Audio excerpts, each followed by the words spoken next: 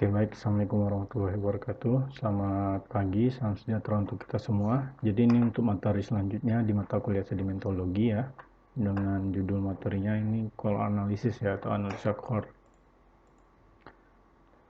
Core analysis atau analisa core ini adalah kalau kita Indonesiakan itu adalah analisa inti batuan ya, dimana core atau inti batuan ini adalah sampel atau contoh batuan yang diambil dari bawah permukaan dengan suatu metode tertentu ya.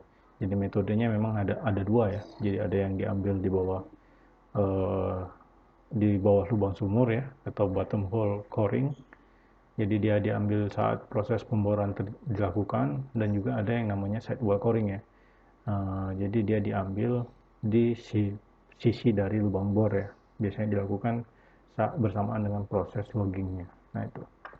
Nah, core umumnya diambil pada kedalaman tertentu ya, yang prospektif oleh perusahaan minyak atau tambang untuk keperluan lebih lanjut ya. Jadi data yang didapat dari analisa core ini bisa jenis batuannya, lalu tekstur ya, ukuran butir, pemindahan bentuk butir, kemas metik dan semen, struktur sedimen, dan sifat fisik batuan. Namun ketiga data ini ya, jenis batuan, tekstur, dan struktur sedimen ini umumnya untuk analisa makroskopis ya, secara makroskopis. Namun untuk analisa sifat fisik batuan itu biasanya adalah analisa lab ya. Tuh, inilah yang sangat terkait dengan analisa inti batuan atau core analysis ya.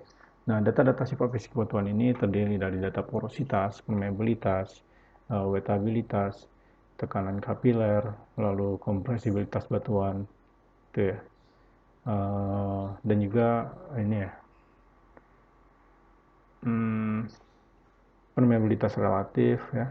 Itu juga itu adalah contoh-contoh dari data-data sifat fisik batuannya. Jadi secara umum analisa core atau core analysis ya, itu dikelompokkan menjadi dua ya. Ada yang namanya special core analysis, ada yang nama core routine ya. Jadi untuk special core analysis itu dia data-datanya itu berupa data hasil interaksi dua fluida ya, contohnya permeabilitas, terus permeabilitas relatif ya, maksud saya wettabilitas, lalu kompresibilitas itu ya. Namun kalau untuk core routine itu biasanya dari porositas, permeabilitas absolut, seperti itu ya. Next. Nah, ini adalah contoh dari gambaran core yang sudah dipreparasi ya. Jadi setelah dilakukan proses ini penyimpanan uh, atau perawatan mungkin seperti itu ya. Nah, ini adalah contoh, kalau kita lihat ya ukurannya dia panjang seperti ini, berarti ini adalah contoh dari sampel core bottom hole ya, bottom hole coring, dimana dia diambil saat proses pemboran dilakukan ya, dengan menggunakan mata bor yang khusus ya. Biasanya mata bornya itu di bagian tengahnya ini ada lubangnya, sehingga saat dilakukan pemboran, sampel bagian tengah ini bakalan masuk ke dalam chamber dari si alat dari coring tadi ya. Tuh. Nah, kelebihan dari dilakukan ini ya, special core analysis ini, dia kedalamannya itu continue ya, jadi bukan setempat-setempat, jadi dilakukan dari rentang kedalaman tertentu ya, dari misal kedalaman E sampai dengan kedalaman Y, maka kita akan mendapatkan sampel batuan di seluruh kedalaman yang ingin kita teliti seperti itu ya. Umumnya dilakukan di reservoir ya, biasanya. Sangat jarang sampel core analysis ini dilakukan sampai melebihi zona reservoirnya ya, karena memang harga atau biaya untuk melakukan analisa core ini sangat mahal ya. Tuh. Oke, next.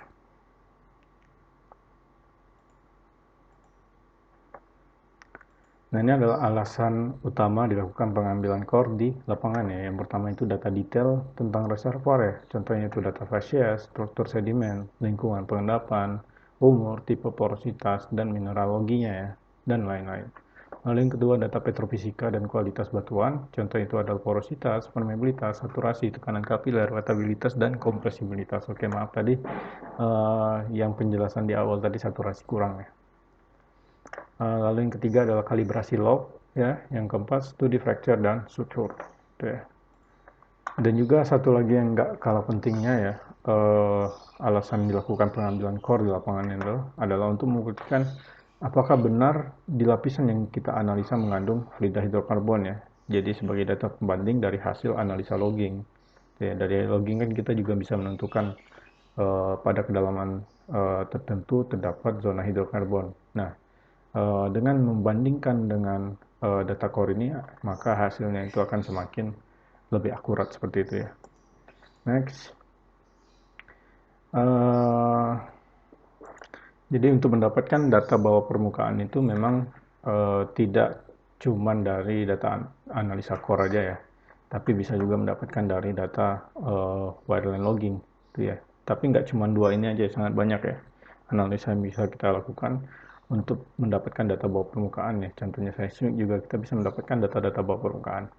Nah di sini logging ini adalah analisa yang dilakukan untuk mengambil data-data bawah permukaan. Contohnya itu adalah litologi, sifat fisik batuan, kandungan fluida, dan lain-lain ya. Dengan cara menurunkan suatu tools ya, tools peralatan logging ya ke bawah permukaan dan dilakukan pengukuran terhadap kedalaman. Gitu ya. Nah berdasarkan proses kerjanya ya, logging ini bisa kita kelompokkan menjadi dua jenis ya. Yang pertama itu adalah wireline logging ya. Jadi saat melakukan loggingnya dia menggunakan kabel baja seperti ini ya. Jadi toolsnya diturunkan dulu ke bawah permukaan ya, barulah dia ditarik dari bawah ke atas untuk melakukan pengukuran parameter-parameter di bawah permukaan ya, di lapisan yang diukurnya. Sedangkan yang kedua adalah logging while drilling, di mana logging while drilling ini dilakukan saat proses pemboran ini dilakukannya. Jadi memang saat pemboran peralatan loggingnya ini sudah dipasangkan ke rangkaian pipa pemboran. Nah kalau wireline logging setelah dilakukan pemboran, peralatan pemboran dilepas terlebih dahulu, barulah si alat wireline loggingnya dimasukkan ke dalam lubang sumur lalu dilakukan pengukuran ya, seperti itu. Jadi perbedaannya ada di situ ya. Next. Oke, maaf. Alasan sekunder dilakukan pengambilan core di lapangan ya. Yang pertama itu mengetahui formation boundary atau batas dari formasi. Yang kedua mengetahui skala besar struktur sedimen ya. Yang ketiga data paleontologi.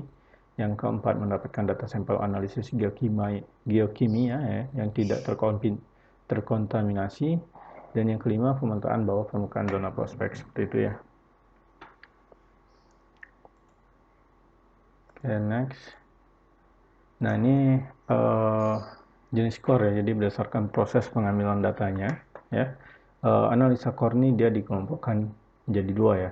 Yang pertama itu adalah conventional core ya, atau biasa kita kenal dengan bottom hole coring ya. Jadi core-nya ini diambil saat proses pemboran berlangsung ya. Jadi diambil dari bawah dari lubang pemboran ya. Sedangkan sidewall coring dia diambil saat proses wireline logging berlangsung, biasanya dia di attach atau dipasangkan bersamaan dengan logging tools ya. Tuh. Nah ini adalah contoh dari bottom hole coring ya, atau conventional coring tadi yang saya sebutkan. Jadi ini adalah alat dari bottom hole coring ya. Jadi bottom hole coring ini adalah mungkin penjelasannya adalah proses pengambilan sampel core ya, yang dilakukan saat proses pemboran dilakukan ya, dengan menggunakan bit khusus seperti ini ya, yang memiliki lubang dan barrel chamber sebagai tempat penyimpanan sampel core-nya. Jadi ini mata bornya ya, kita sebut dia sebagai core bit ya. Lalu di bagian tengahnya ada lubang seperti itu ya. Lalu ada di bagian sini ada chambernya ya, tempat menyimpan si sampel coringnya supaya dia tidak terkontaminasi oleh lumpur pemboran, mungkin seperti itu. Nah ini adalah peralatan-peralatan yang ada di ini ya, conventional coring ya. Ini ada core bit ya, mata bor yang berlubang seperti ini, lalu ada core retaining ring supaya si sampel core-nya ini tidak jatuh saat